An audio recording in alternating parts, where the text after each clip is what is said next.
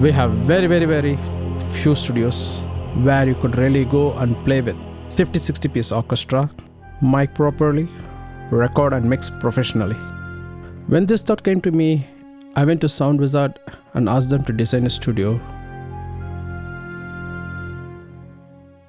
When Harris called us, we were really excited to work on a project that we could build from ground up. We worked to create a space that would fit Harris's needs, both acoustically and visually. Later, I called Kumba, and he dropped inside my office one fine morning, and I asked him, could you do this? Because my vision for this project was way higher than what we have seen before. Then came the reply, you know what? We can do this. From there we started. Though it took immense passion, dedication and precision to start the project, I will only agree, due to the grace of God, we completed the studio within 4 years.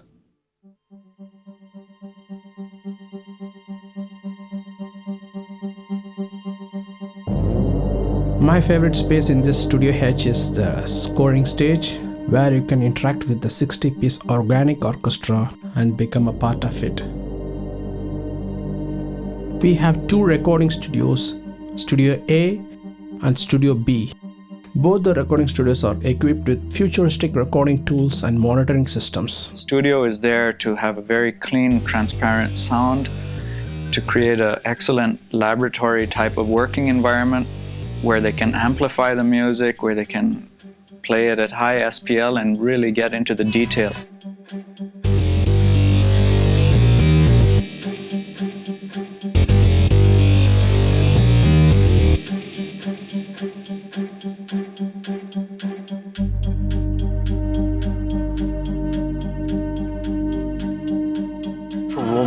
Which is the reference where you work, you listen, that has to be as transparent as possible.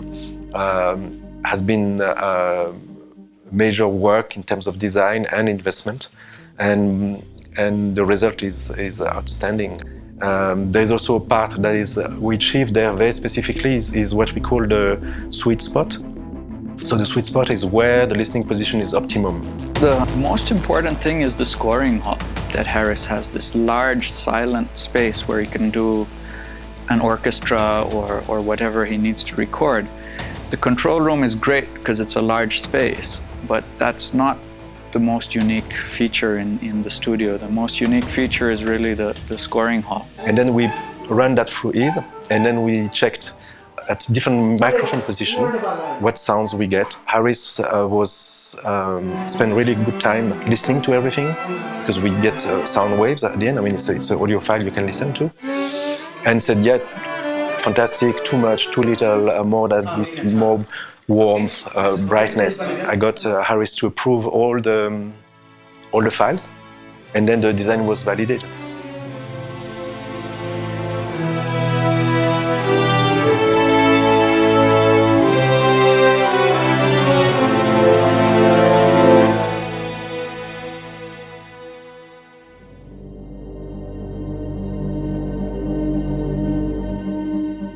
Speaker cabinet have been mounted floating, so that there is no transmission of the energy to the wall itself, so that the wall doesn't become itself a loudspeaker. Basically, a design of a control room like this one, we start first with the speaker position, the speaker model, the type, and then we build the room around that.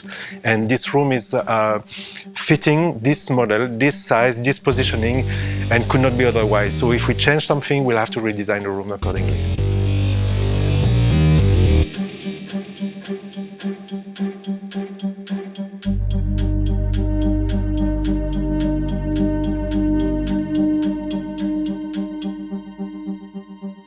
The challenges for such a big facility, it's the crosstalk between the rooms.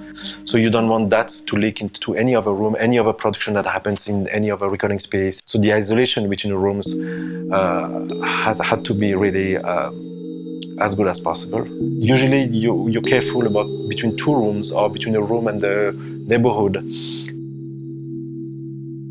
The air conditioning is one of the more challenging things in a studio or any acoustic space. That was really tough to figure out a way to pass these ducts, which are quite large, and you've got to cool the place sufficiently, and it's got to be comfortable to work in, but it's got to be silent. In this particular case, we targeted an NC15 for the recording space, which is very silent. It's pretty much the norm for a high quality recording space.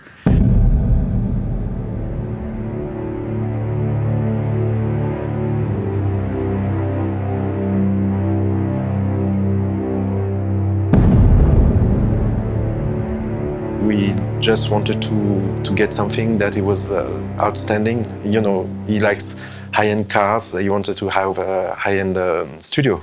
So here we are.